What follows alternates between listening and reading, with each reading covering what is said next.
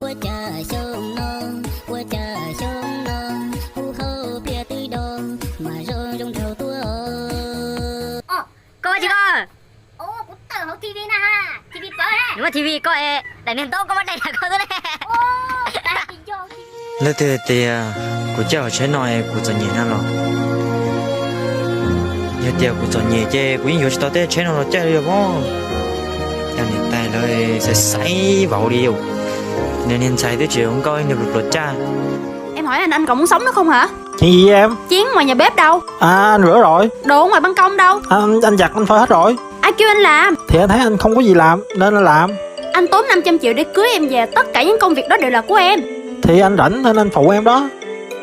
Em nói anh nghe nè, từ nay về sau, ăn cơm xong chén anh cứ để đó. Anh muốn coi tivi thì cứ coi tivi, anh muốn chơi game thì cứ chơi game. Còn tất cả những công việc đó đều là của em, anh hiểu chưa?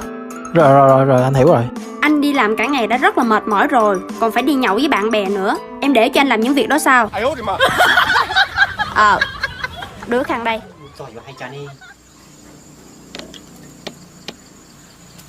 Việt tay có tuần sai vào nhau cũng tuần rú có tuần sai quá chi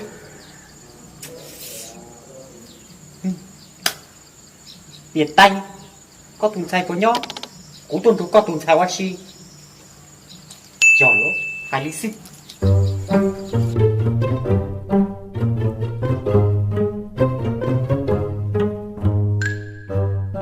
Việt tay có tuần sai vào nhau cũng tuần rú có tuần sai quá chi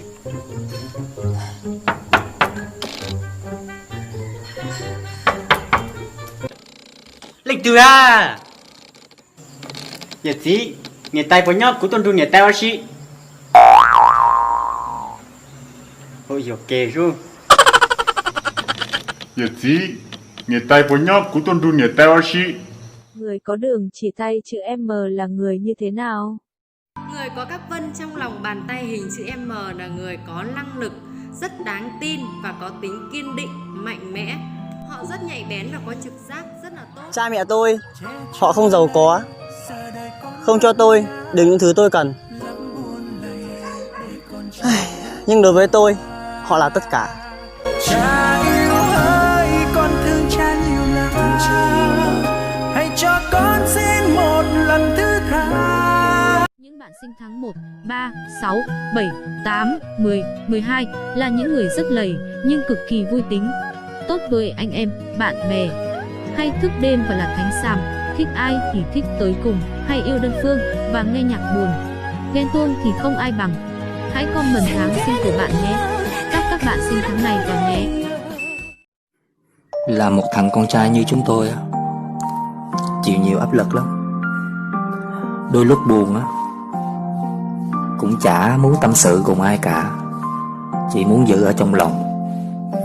Và đôi lúc những người con trai như chúng tôi mà khóc không phải tớ hết yêu hết thương cậu đâu, mà bởi vì ở bên cạnh cậu tớ nhận ra một điều rằng trái tim của cậu luôn hướng về người khác.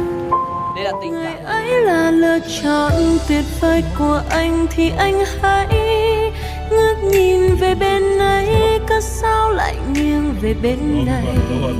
Có chăng sẽ tiếng gió anh nói với em không như ý?